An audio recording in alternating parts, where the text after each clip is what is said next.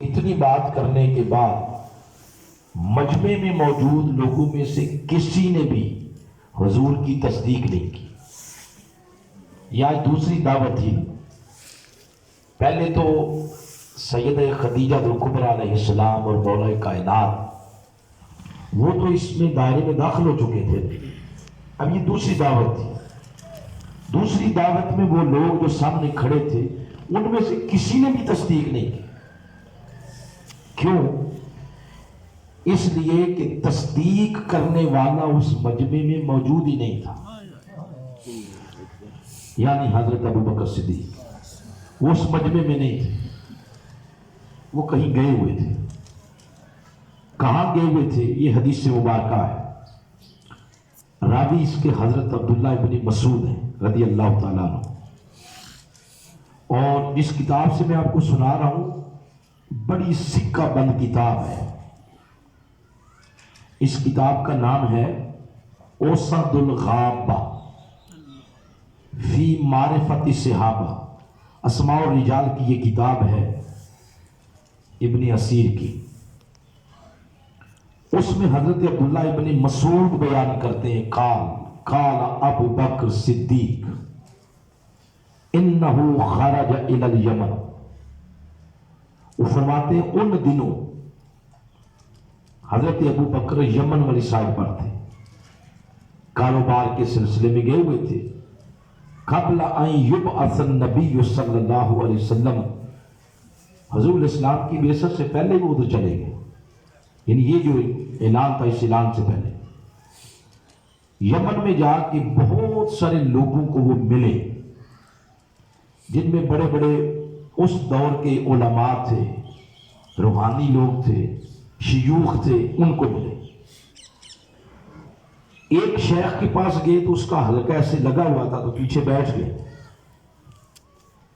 وہ جو شیخ تھے تو انہوں نے ابو بکر صدیق رضی اللہ تعالیٰ عنہ کو دور سے مخاطب کر کے کہا قال اقصب حرمیہ کہ اگر میں غلطی پر نہیں ہوں، آپ جو ابھی آئے ہیں پیچھے بیٹھے ہیں آپ حرم سے تو نہیں آئے؟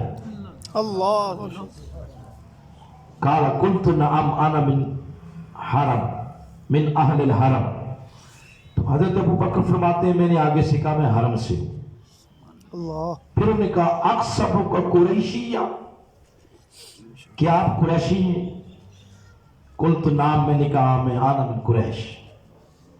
تیسرا سوال کیا اقصب تیمیہ، قریش کی یہ جو آگے شاخ ہے قبیلہ تیم، کیا آپ کا تعلق اس سے؟ انہوں نے آگے سے کہا ہاں. اس کے بعد اس شہر نے اپنا سر نیچے کر لیا اللہ. اور اپنے آپ سے کہتا ہے بقیت لی فی قواعدہ، کہ اب ایک ہی بات رہ گئی ہے. وہ اپنے آپ سے بات کر رہے ہیں. تو حضرت ابو بکر صدیق فرماتے ہیں میں متعجب ہوا. میں نے اس سے پوچھا کہ یہ بات آپ نے میرے متعلق کی ہے، کیا بات آپ نے کی ہے؟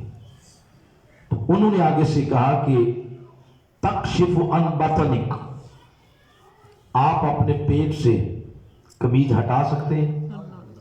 اللہ. آپ نے فرمایا لا، نہیں میں نہیں ایسا کر سکتا. تخبرنی لما ذالک، جب تک اس کے بارے میں پوری خبر نہیں آپ دیں گے. معاملہ کیا ہے؟ تو انہوں نے آگے فرمایا معاملہ یہ ہے کہ آجد فی العلم صحیح صادق ان نبیا یبعث فی الحرم یعامل علی امرہ فتن و کہل. کہتے ہیں پہلی الہامی کتابوں میں ہم نے پڑھا ہے آخر الزمان جو نبی ہے محمد وہ حرم میں مبعوث ہوں گے. مکہ پاک میں پہلے پہ دو بندے ان کی دعوت قبول کریں گے. ایک فتن، ایک جوان ہوگا، وہ کہل ایک 40 سال سے آگے آگے کا ہوگا. کہل کہول یہ ایک ہی لفظ ہے. کہول کہتے ہیں جو بڑی عمر کا بندہ ہوتا ہے.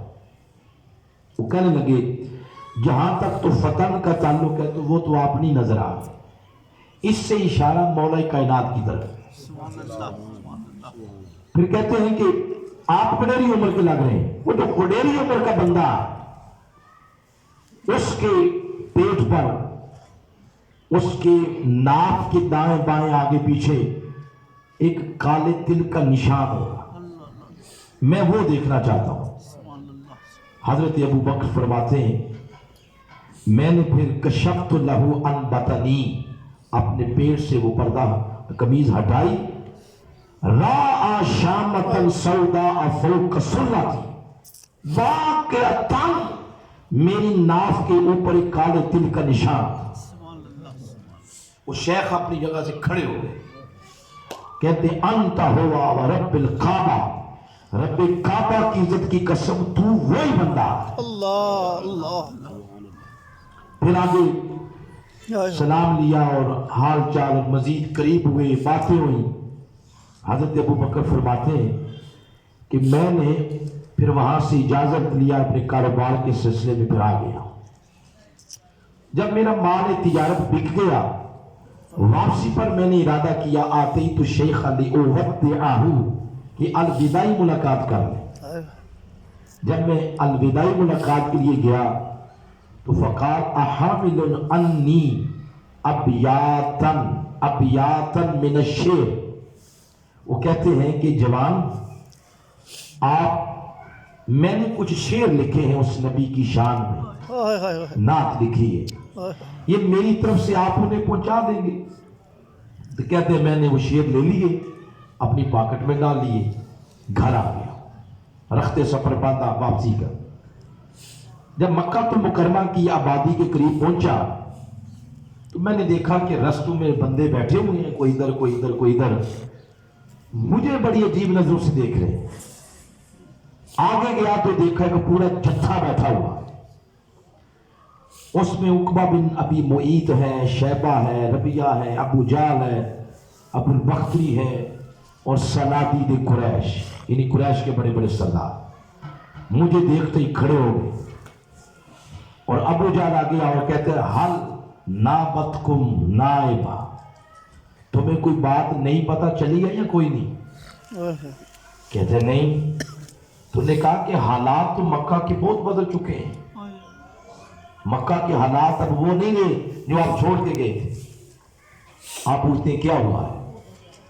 انہوں نے کہا ہونا کیا ہے، یتیم ابی طالب یزعم انہ نبی، وہ جو ابو طالب کا یتیم ہے اس سے واضح ہو گیا ہے کہ وہ نبی ہے، یعنی آقا علیہ السلام کی بات ہو رہی ہے۔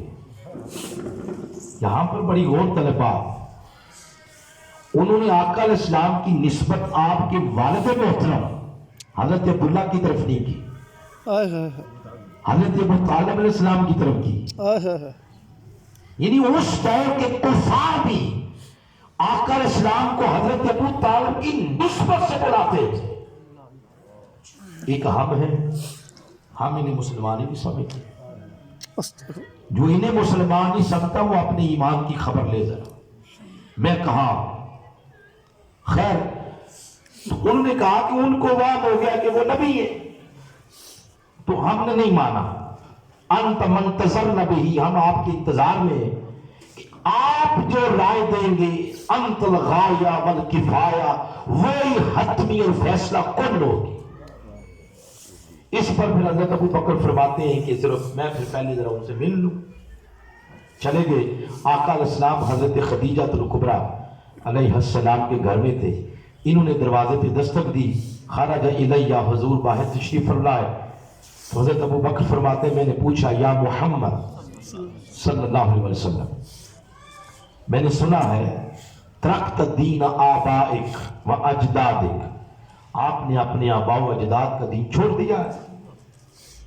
یہ حضرت ابو بکر عرض کر رہے ہیں، آقا علیہ السلام نے اس سوال کا جواب نہیں دیا، آپ نے آگے سے فرمایا یا ابا بکر انی رسول اللہ الیک وَإِلَى النَّاسِ كُلِّهِمْ، میں تیری طرف اور کل نسل انسانیت کی طرف اللہ کا رسول بن کے آیا۔